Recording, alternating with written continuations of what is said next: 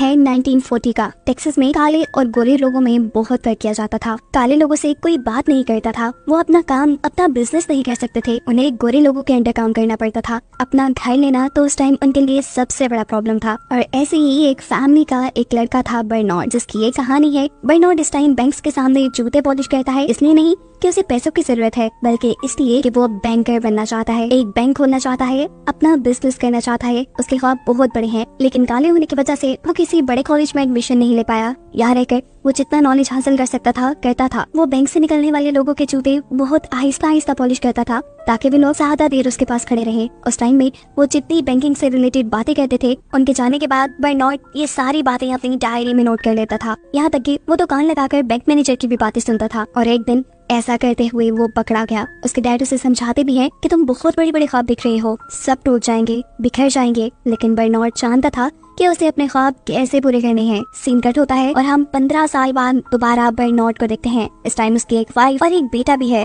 जिन्हें लेकर Bernard Los Angeles shift हो गया है। लॉस एंजलिस में इतना काले लोगों को डिस्क्रिमिनेट नहीं किया जाता जितना मैक्सिस में किया जाता था, इसीलिए उसने फैसला किया था कि वो लॉस एंजलिस में अपना बिजनेस करेगा। यहाँ आते ही इन्होंने अपने रिलेटिव्स के घर स्टे किया था, लेकिन बर्नार्ड फिर भी अपनी वाइफ से प्रॉमिस करता है कि जल्द ही वो यहाँ अपना घर लेगा। अगले दिन वो बाहर निकलता है और पूरे लॉस एंजलिस को विजिट करता है, ऐसे घर देखने के लिए जो लोग बेचना चाहते हो, जिन्हें वो खरीद पाए। इस टाइम उसने नोटिस किया कि जो ब्लैक कम्युनिटीज थी वो पूरी तरह ऑक्युपाइड थी, यानी वहाँ रहने की जगह नहीं थी। एक एक घर को दो दो फैमिली शेयर कर रही थी, लेकिन दूसरी तरफ व्हाइट कम्युनिटीज में बहुत घर खाली थे। ये नोटिस करते हुए उसे एक बिजनेस आइडिया आता है। वो सोचता है कि इसके लिए बहुत अच्छी अपॉर्चुनिटी है कि अगर वो व्हाइट कम्युनिटी में घर खरीद कर ब्लैक लोगों को सेल कर दे। वो यहाँ एक बिल्डिंग देखता है जिसके अंदर बहुत से अपार्टमेंट्स थे। उसकी हालत बहुत ज्यादा खराब थी, क्योंकि वहाँ कोई बर्नार्ड जाकर इस बिल्डिंग के ओनर से मिलता है। वो उनसे कहता है, आपकी जो प्रॉपर्टी है वो इतनी बेकार पड़ी है, आपको कोई फायदा नहीं दे रही, आप उसे बेच क्यों नहीं देते? अगर आप उसे बेचना चाहें तो मैं उसे अच्छे दामों खरीद सकता हूँ। उस बिल्डिंग के लिए मैं आपको $35,000 देने के लिए तैयार हूँ। $30,000 अभी कैश में और बाकी $5,000 तब जब उस बिल्डिंग के सभी अपार्टमेंट्स किराए पे चले जाएंगे।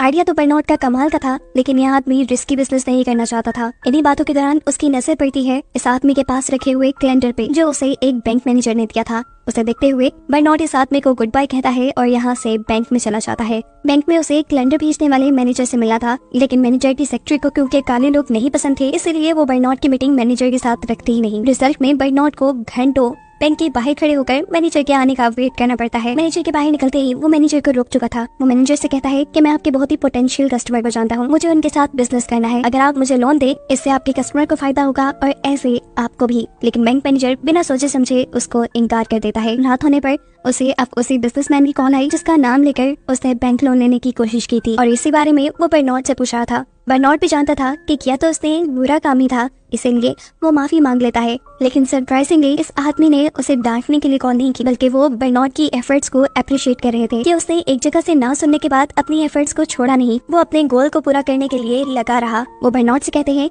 कि मैं तुम्हारे लोन का गारंटर बनने के लिए तैयार हूँ। ये सुनकर बर्नार्ड की खुशी का ठिकाना ही नहीं रहा था। उसे जिंदगी में पहली मर्तबा बैंक लोन मिला था, जिसे वो अपने रियल एस्टेट के बिजनेस में इन्वेस्ट करता है और एक बिल्डिंग खरीद लेता है। अब जब बर्नार्ड अपने एक साथी के साथ मिलकर बिल्डिंग रेनोवेट कर रहा था, तब यहाँ पर एक ओल्ड लेडी आकर उस पर गुस्सा करती है और कहती है, तुम यहाँ पर क्या कर रही हो? बर्नार्ड बड़े धीमे से जवाब देता है कि मैं यहाँ पे काम कर रहा हूँ, जिसके जवाब में वो मगरूर लेडी कहती है, ध्यान से करना, कुछ खराब न कर देना। तब बर्नार्ड उसे कहता है, आप फिक्र ही न करें, ये मेरी बिल्डिंग है और मैं काफी अच्छे से इसका ख्याल रखूंगा। अभी जो सुनने के बाद वो लेडी वहाँ से चली जाती है और कुछ ही देर में यहाँ पुलिस आ जाती है कि उसे ओल्ड लेडी ने यहाँ बुलाया है, क्योंकि आप क्लेम कर रहे हैं कि ये बिल्डिंग आपकी है, हालांकि आप जानते हैं कि ये व्हाइट लोगों की कम्युनिटी है।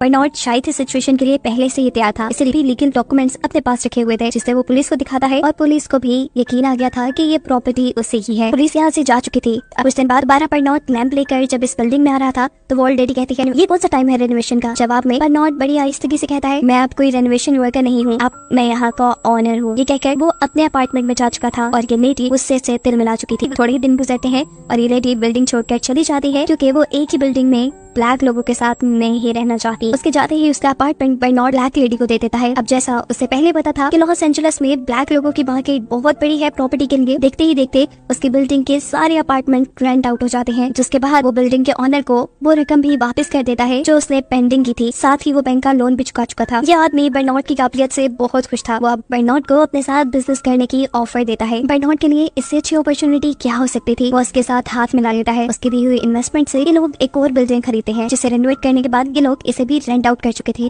रियल एस्टेट मार्केट में फ्रंट पेज सबको बर्नॉट का बिजनेस पार्टनर नजर आता था, जो कि एक वाइट मैन था। ऐसे इन्हें बिजनेस करने में कोई प्रॉब्लम नहीं हो रही थी और जितना प्रॉफिट आता था ये लोग उसे आधा आधा बांट लेते थे। इस मेहनत के बाद उसने अपने अपार्टमेंट के साथ साथ अपना एक महल नुमा शानदार घर भी खरीद लिया, जहाँ वो अपनी फैमिली के साथ शिफ्ट हो चुका था। लेकिन हर चीज हमेशा ठीक चलती रहे इस दुनिया में ये तो हो ही नहीं सकता। चैलेंजेस उसकी जिंदगी पे भी खत्म नहीं हुए थे। कुछ सालों बाद बर्नॉट का बिजनेस पार्टनर मर जाता है और बर्नॉट की कंपनी में जितने उसके शेयर्स थे वो चले जाते हैं सारे उसकी वाइफ के पास। लेकिन उसकी वाइफ भी यहाँ रहने वाले बाकी लोगों की तरह ब्लैक लोगों को पसंद नहीं करती थी। वो बर्नॉट के साथ अब और काम नहीं करना चाहती थी। वो बर्नॉट से कहती है कि तुम अपने सारे के सारे शेयर्स मुझे सस्ते दामों बेच दो, नहीं तो मैं तुम्हें सू कर दूंगी। बर्नॉट ये बात अच्छे से जानता था कि जिस तरह ब्लैक लोगों की डिस्क्रिमिनेशन यहाँ पे चलती है, जज भी जरूर उसी लेडी का साथ देंगे। लेकिन फिर भी अपनी बेइज्जती का बदला वो लेना चाहता था, इसीलिए वो शेयर्स बेचने से मना कर देता है। अब चाहे ये मामला कोर्ट तक चला जाए। ये केस जीतने के लिए अब बर्नॉट को किसी ऐसे आदमी की जरूरत थी बिजनेस पार्टनर के दरमियान में हुई बिजनेस डील के बारे में जानता हो। तब उसे याद आता है वही बैंक मैनेजर जिससे उसने लोन लिया था। वो फौरन बैंक मैनेजर से मिलने के लिए जाता है, लेकिन देखता है कि पहले ही बिजनेसमैन की विडो यानी उसकी वाइफ मैनेजर से मिल चुकी है। लाचार बर्नॉट अब इस बिल्डिंग में खड़ा इधर उधर देख रहा था। इस बिल्डिंग में चारों तरफ बैंक थे और हर बैंक में काले लोगों के लिए ऐसे ही डिस्क्रिमिनेशन पाई जाती थी, ऐसे ही काले लोगों को जलील किया जाता था। इस बिल्डिंग में जो चारों के चारों बैंक थे उन सभी ने कभी न कभी बर्नॉट को जलील किया था, डिस्क्रिमिनेट किया था। खड़े खड़े उसके दिमाग में एक बहुत ही अच्छा आइडिया आता है। वो सोचता है क्यों ना मैं ये बिल्डिंग ही खरीद लूं, फिर देखता हूँ कि यहाँ पे मौजूद बैंक इस तरह मुझे जलील करते हैं। लेकिन मसला वही कि अभी भी उसके पास इतनी ज्यादा इन्वेस्टमेंट नहीं थी। वो अब लॉस एंजलिस की रियल एस्टेट के एक बड़े बिजनेसमैन से मिलता है। किस्मत से वो भी उन्हीं की कम्युनिटी का है। बर्नॉट उसे अपना बिजनेस प्रपोजल देता है। बैंक्स वाली बिल्डिंग को खरीदने का सुनते ही जॉय की हंसी छूट गई थी। उसे लग रहा था कि शायद बर्नॉट का दिमाग खराब है, क्योंकि वहाँ की कीमत बहुत ज्यादा थी। साथ ही साथ कभी किसी ब्लैक आदमी ने लॉस एंजलिस में इतनी कीमती जमीन नहीं खरीदी थी। बर्नॉट यहाँ उसकी सारी बातों का जवाब देता है, सारी कैलकुलेशन बताता है कि कितने में वो लैंड खरीदेंगे और उन्हें कितना कितना प्रॉफिट हो सकता है, उन्हें लैंड खरीदनी कैसे है। ये सारी बातें सुनकर जॉय जान चुका था कि बर्नॉट एक ज़हीन इंसान है, एक जज्बाती इंसान नहीं, जो उसे वो पहले समझ रहा था। एंड पे बर्नॉट ने उसे ये भी कहा कि अगर हम बैंक वाली बिल्डिंग खरीद लेते हैं तो वहाँ मौजूद सभी के सभी बैंक्स हमारे लिए काम करेंगे, नहीं फिर हमें फेवर्स देनी ही पड़ेंगी। ऐसे इन्वेस्टमेंट मिलना हमें आसान हो जाएगा और हमारा रियल एस्टेट बिजनेस काफी आसानी से आगे बढ़ेगा। बर्नॉट का आइडिया उसे बहुत ज्यादा कमाल लगा था। वो बर्नॉट को अप्रिशिएट करता है और कहता है मेरे पास बहुत पैसा है, लेकिन ऐसा आइडिया कभी मेरे दिमाग में नहीं आया। इतना पैसा होने के बावजूद भी आज तक मैं व्हाइट लोगों के लिए काम करता आया हूँ, लेकिन अब मैं तुम्हारे साथ काम करूंगा। अभी भी एक मसला था, अगर इन्हें प्रॉपर्टी खरीदी थी इन्हें व्हाइट लोगों की कम्युनिटी से कम्युनिकेट करने के लिए, यानी अपना मैसेज पहुंचाने के लिए किसी की। बर्नॉट कहता है परेशान न हो, वो भी मेरे पास है। असल में बर्नॉट के अंदर एक मैस्ट नाम का आदमी काम करता था। वो व्हाइट था, साथ ही साथ ऑनेस्ट और हार्ड वर्किंग भी। बर्नॉट और जॉय मिलकर उसे अपने प्लान के लिए तैयार करना शुरू कर देते हैं। उसे हाई क्लास लोगों में उठने बैठने के मैनर्स सिखाते हैं, गोल्फ खेलना सिखाते हैं और साथ ही रियल एस्टेट का बिजनेस मॉडल भी समझा देते हैं। वो सारी कैलकुलेशन भी जो कोई एक बिल्डिंग खरीदने या बेचने से पहले करता है। उसने जल्द ही ये सब कुछ सीख लिया था और अब उनके प्लान के अकॉर्डिंग वो बहुत अच्छे से गोल्फ भी खेल रहा था और साथ साथ रियल एस्टेट की कैलकुलेशन भी कर पा रहा था। अब इसी गोल्फ क्लब के अंदर मैस्ट मिलता है बैंक बिल्डिंग के ऑनर से। उनकी ये मीटिंग जॉय ने ही एक प्लान के अकॉर्डिंग अरेंज की थी। मैस्ट इस बिल्डिंग ऑनर से बातें करते हुए उसे इम्प्रेस करने में कामयाब हो जाता है और ऐसे इन्हें बिल्डिंग खरीदने का चांस भी मिल चुका था। लेकिन अभी मैस्ट बहुत ज्यादा परेशान था, क्योंकि अब तक जो उसने किया था वो सारा बर्नॉट का प्लान था। आगे अगर उसे डील करनी थी तो वो कैसे करता। तब बर्नॉट उसे कहता है परेशान न हो, मैं तुम्हें सब सिखा दूंगा। रात में बर्नॉट इस बिल्डिंग के बंद हुई लाइट्स वाले अपार्टमेंट्स गिनता है और कैलकुलेट करता है कि यहाँ पे कितने ऑफिसेस की और स्पेस है। उनकी फाइनेंशियल वैल्यू कैलकुलेट करने के बाद वो मैस्ट से कहता है कि तुम इन सारी फिगर्स को याद रखना। साथ ही वो मैस्ट को ये फिगर कैलकुलेट करने का तरीका भी बता चुका था, ताकि वो वहाँ जाकर कंफ्यूज ना हो। अब अगले दिन जब मैस्ट की मीटिंग होती है उस बिजनेसमैन से, तो ये लोग यहाँ बिल्डिंग की इवैल्यूएशन के बारे में बात करते हैं। यहाँ पर बिजनेसमैन का अकाउंटेंट जो फिगर्स उन्हें दे रहा था, मैस्ट उन फिगर्स से हमेशा एक हाथ आगे था। ये चीज उस बिजनेसमैन को इम्प्रेस कर देती है और बिजनेसमैन अपनी बिल्डिंग बेचने के लिए तैयार हो जाता है। इस बिल्डिंग को खरीदने के बाद बर्नॉट और जॉय दोनों की ही पोजीशन बहुत स्ट्रांग हो चुकी थी। जिस बिल्डिंग के एक छोटे से बैंक के एक छोटे से मैनेजर ने बर्नॉट के लिए इतनी मुश्किलें पैदा की थी, वो भी ये देखकर हैरान था कि इस बिल्डिंग के बैंक का हर प्रेसिडेंट अपने ऑफिस से बाहर आकर बर्नॉट को सलाम किया करता था। इन्हीं बैंक्स की सपोर्ट की वजह से बर्नॉट और जॉय का रियल एस्टेट का बिजनेस बहुत तरक्की कर लेता है। इन दोनों की एफर्ट्स ने लॉस एंजलिस में ब्लैक लोगों की डिस्क्रिमिनेशन को काफी कम कर दिया था। ब्लैक लोगों की पोजीशन काफी स्ट्रांग हो गई थी। वो लोग बड़ी आसानी से लॉस एंजलिस में घर खरीद सकते थे और अब तो उनके लिए बिजनेस अपॉर्चुनिटीज भी बहुत बढ़ गई थी। लोग उनके साथ मिलकर काम करना पसंद करने लगे थे। बहुत सी बिल्डिंग्स ऐसी बन गई थी जिसमें ब्लैक और व्हाइट लोग एक साथ रहते थे। यहाँ तक कि बर्नॉट और जॉय अपने बिजनेस में इतनी तरक्की कर लेते देखते हैं कि शहर के वाइट प्रेसिडेंट भी खुद इनके साथ आकर पिक्चर उतरवाते हैं।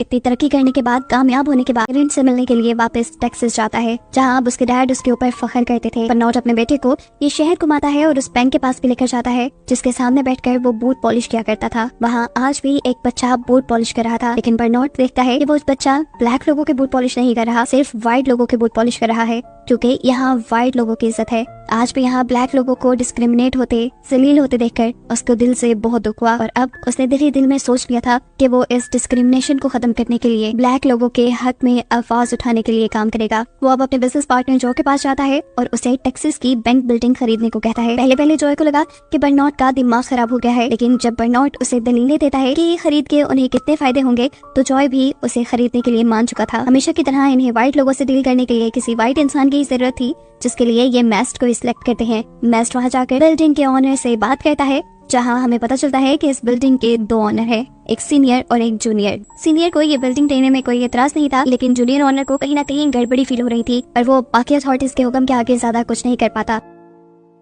बैंक की बिल्डिंग खरीदने के बाद ये लोग यहाँ का बैंक भी खरीद लेते हैं और यहाँ पर रहने वाले ब्लैक लोगों को बड़ी आसान इकसात पे कर्जे देना शुरू कर देते हैं, ताकि वो यहाँ पर अपनी प्रॉपर्टी खरीद सके, अपना बिजनेस कर सके और व्हाइट लोगों की तरह ही कामयाब हो पाए। सब कुछ बिल्कुल ठीक चल रहा था, लेकिन सिर्फ तब तक जब तक जूनियर अपने बैंक के लोन्स की डिटेल्स देखना शुरू नहीं करता। जब बैंक की डिटेल्स उसकी आंखों के सामने आती हैं, तो वो ये देखकर शॉक हो चुका था कि सारे के सारे लोन सिर्फ ब्लैक लोगों को दिए जा रहे थे। वो अब मेस्ट के जरिए बर्नार्ड और जॉय से मिल लेता है और उन्हें धमकी देता है कि तुमने जो किया वो अच्छा नहीं किया, जो लोग तुमने पास किए हैं उसके जुर्म में तुम्हें गिरफ्तार भी किया जा सकता है, क्योंकि तुम्हारे फायदे के लिए है। वो इन्हें यहाँ धमकी भी दे गया था कि अगले 1 महीने में फेडरल डिपार्टमेंट वाले उनके बैंक को चेक करने के लिए आएंगे और अगर कुछ भी गड़बड़ी निकली तो उन्हें जेल जाना पड़ेगा। ये खबर सुनकर ये तीनों ही डर चुके थे। इन्हें समझ नहीं आ रहा था कि ये इस मुसीबत से निकले कैसे। तब मेस्ट इन्हें आइडिया देता है कि हमें एक और बैंक खरीद लेना चाहिए, उस बैंक को मैं चलाऊंगा और ये सारे लोन हम बाहर ट्रांसफर कर देंगे। ये आइडिया बहुत ज्यादा अच्छा नहीं था, लेकिन फिलहाल कोई दूसरा ऑप्शन ना होने की वजह से इन्हें यही करना पड़ा। मेस्ट अपना बैंक चलाना शुरू कर देता है और उसका लॉयर बगैर सोचे समझे बहुत से लोन डॉक्यूमेंट्स पे साइन कर देता है। मेस्ट अब इस बैंक को अपने और बर्नार्ड के अकॉर्डिंग चला रहा था, लेकिन मसला तब पैदा होता है जब इन्हें पता चलता है कि फेडरल गवर्नमेंट के लोग उनके बैंक की इंस्पेक्शन के लिए भी आ रहे हैं और ये सब गेम खेली थी असल में जूनियर ने। मेस्ट बहुत ज्यादा घबराया हुआ था। बर्नार्ड उसे रिलैक्स करने के लिए यहाँ वर्कर जैसे कपड़े पहनकर पहुंच जाता है और इंस्पेक्शन टीम की बातें सुनता है। उसे पता चलता है कि लॉयर ने यहाँ पे बहुत सारी गलतियां की हुई थी। उसने बहुत से ऐसे लोन अप्रूव किए हुए थे जिसका कोई लीगल रीजन बनता ही नहीं था और ऐसे अब उनके बैंक का लाइसेंस जब्त कर लिया जाता है। बर्नार्ड उनके जाने के बाद ये सारे डॉक्यूमेंट चेक करता है और उससे पूछता है कि इतनी बड़ी बड़ी गलतियां कैसे हो गई, तुम्हारा लॉयर अंदर था क्या? और तब मेस्ट उसे बताता है कि ये लॉयर उसे जूनियर ने ही सिलेक्ट करके दिया था, यानी सारी गेम शुरू से एंड तक जूनियर ही खेल रहा था और उसने मेस्ट को अपने गेम के लिए यूज किया। वो सिर्फ बर्नार्ड और जॉय को मजा चखाना चाहता था। अब इनके पास सिर्फ यही ऑप्शन था कि ये लोग इस बैंक को छोड़ दें और कहीं और शिफ्ट हो जाएं, लेकिन मेस्ट को अपना ये बैंक नहीं छोड़ना था। इसीलिए बर्नार्ड की बात ना मानते हुए वो यहाँ एक चाल चलता है अपने ही साथी बर्नार्ड और जॉय के खिलाफ, जिसकी इस चाल के बारे में जॉय को खबर भी हो जाती है। वो बर्नार्ड को लेकर जल्दी से बैंक में जाता है। वो बैंक में आते ही मेस्ट से यहाँ बैंक के डॉक्यूमेंट्स मांगते हैं, लेकिन इससे पहले कि वो ये लेकर यहाँ से निकल जाते, यहाँ पे FBI वाले पहुंच चुके थे। डॉक्यूमेंट्स उनके हाथ लग जाते हैं, जिन डॉक्यूमेंट्स पे नाम था बर्नार्ड और जॉय का, और ऐसे FBI वाले उन्हें पकड़ चुके थे। कुछ टाइम बाद हमें दिखाया जाता है कि बर्नार्ड और जॉय दोनों अपने लॉयर से मिले हैं। इन्हें कुछ दिनों की बेल पे छोड़ा गया था ताकि ये अपना केस लड़ सके, लेकिन इनके लॉयर इन्हें बताते हैं कि आप लोगों का यहाँ पे केस लड़ना आसान नहीं होगा। मैं जानता हूँ जज व्हाइट लोगों की फेवर में फैसला। मेस्ट भी पकड़ा जा चुका था, लेकिन उसे अपनी आजादी चाहिए थी, जिसकी डील के लिए वो यहाँ जज से मिलता है। जज उसे कहते हैं कि तुम अपने साथियों के खिलाफ बयान दे दो, मैं तुम्हें छोड़ दूंगा, और इस बात के लिए मेस्ट मान जाता है। जिसके बाद हम देखते हैं कि बर्नार्ड भी जज से मिलने के लिए आया। जज ने यहाँ उसे डील दी कि या तो वो सारे पैसे मेस्ट को दे दे और आजादी से जिंदगी गुजारे, या फिर अदालत में अपनी मर्जी का बयान दे और फिर जेल चला जाए। उदास बर्नार्ड यहाँ दूसरी ऑफर एक्सेप्ट करता है। वो अगले दिन अदालत में अपनी मर्जी का बयान देता है। वो अपने लोगों के हक में बात करता है, ब्लैक कम्युनिटी के हक में, कि कैसे वो यहाँ पे एक आम सादा जिंदगी गुजारने के लिए भी स्ट्रगल करते हैं, उन्हें उनका हक मिलना चाहिए। और ये बयान देने के बाद वो जेल जा चुका था। उसने अपनी कम्युनिटी के लिए अपना सब कुछ गवा दिया। इनका बैंक दोबारा जूनियर को मिल गया, वो भी कोड़ियों के भाव। मेस्ट क्योंकि व्हाइट कम्युनिटी से ताल्लुक रखता था, इसलिए उसे किसी जुर्म में भी पकड़ा नहीं गया। जिसके बाद कहानी यहाँ से बहुत साल आगे बढ़ गई। आज वो दिन था जब बर्नार्ड और जॉय दोनों को जेल से बाहर निकलना था। बर्नार्ड को लेने के लिए उसकी वाइफ आई थी। हम देखते हैं कि अनएक्सपेक्टेडली बर्नार्ड जेल से निकलने के बाद ऐसे खुश है जैसे उसने लाइफ में कुछ खोया ही ना हो, उसके साथ कुछ बुरा ही ना हुआ हो। तब जो है बर्नॉट की वाइफ को हकीकत बताता है कि इन्होंने असल में अपनी कोई प्रॉपर्टी खोई ही नहीं। बर्नॉट की वाइफ हैरानी से पूछती है, ये सब कुछ तुम लोगों ने कैसे किया? बर्नॉट बताता है कि अदालत जाने से एक रात पहले उन्हें मेस्ट की कॉल आई थी। मेस्ट ने जो उनके खिलाफ बयान दे दिया था वो उसके लिए माफी मांगना चाहता था और माफ करने के बदले मैंने उससे बस एक फेवर मांगी कि तुम हमारी सारी प्रॉपर्टी बेचकर उन पैसों को कहीं और इन्वेस्ट कर दो। उसने बिल्कुल हमारे अकॉर्डिंग काम किया और अब हमारे पास पहले से भी बड़ा रियल एस्टेट का सेटअप है जिसे अब वो पूरी जिंदगी के लिए चलाएंगे। इनकी लाइफ अब दोबारा से पहले जैसी नॉर्मल होने वाली थी, जिसे दिखाते हुए ये कहानी यहाँ खत्म